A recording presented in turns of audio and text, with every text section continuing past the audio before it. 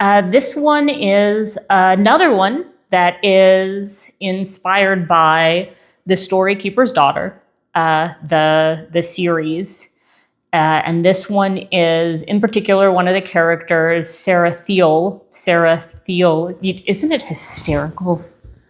I wrote this book. I made up these names from my own brain, my own head, and I can't say them. I can't say them right. Sarah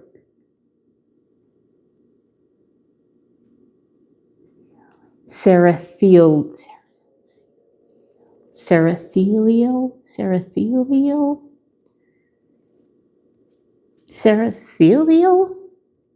Somebody help me out here. Joy's sister. That's why I just refer to her as Joy's sister. I gave her a name I can't say. I can't say it. It's not even hard. Sarathelial. No. Sarathiel. Joy's sister. You get me. You're with me. This is Joy's sister. Joy's sister with a deer. It's pretty. I thought this would go better. I practiced saying her name like 20 times. And yet, why would I do this to myself? Why would I write a name like that when I know I struggle? I mean, don't even get me started on Omri. There's a reason I shortened her name. Anyway, it's pretty. It's a nice deer. I do want to talk about this because actually this is a really great opportunity to talk about failure and failing forward and how this painting is, I think, a really good example of that, because I actually really like this. I think this is really nice. I'm very pleased with this, and I'll probably use this on a couple of things because I do think it's very pretty, and I think it turned out perfectly fine, and I like the kind of iridescent. Well, all of this stuff, that's one of the reasons I think a lot of my things sometimes don't photograph real well, because they are kind of shiny, they're sparkly, they're iridescent, they're also three-dimensional. I don't know how much you can even tell that there's some real three-dimensionality there. You can really touch this and feel it. But that's where the failing forward comes from on this.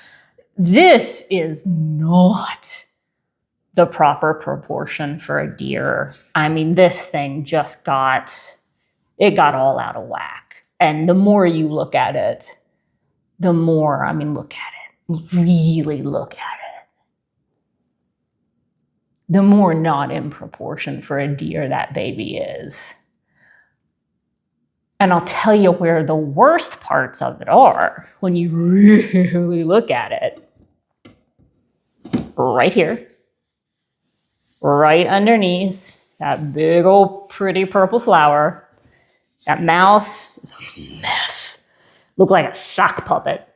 It did look like a sock puppet. It was like this all looked really nice. The eyeball had some real soul. These horns, antlers, whatever, awesome. Sock puppet. So not working down there. And then all of this was disproportionate because where the eye is in relation to where all of this is, that wouldn't work. This thing would die. So none of this is right proportionally at all. And so to fix that and fail forward instead of just be like, I've just completely I'm a worthless artist and I can't do this. Or, start over. because I didn't feel like doing that either, because I'm kind of lazy. I let it dry and did her instead, moved over to her and let him dry, and then came back and gave him a beautiful flower. And the flower actually gets cooler the closer you get to it. It's actually really neat. I'm actually quite pleased with the way that flower came out, because there's all sorts of like little detail and stuff going on in that flower. And then I added the crown of thorns and berries, because that wasn't originally even going to be part of the painting.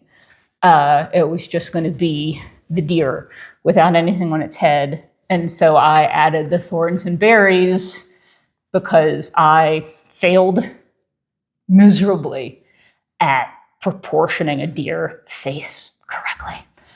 So that is failing forward. And so that's our lesson in this painting for the day as well, I think.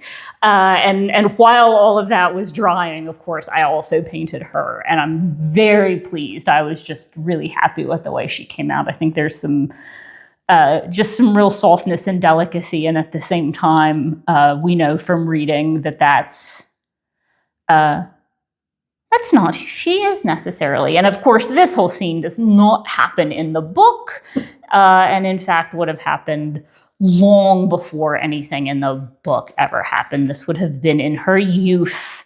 But anyway, that is this painting, and that turned into a lesson that I did not intend for it to. Thank you if you stuck around. And hopefully you'll see this on something in the future. Thank you.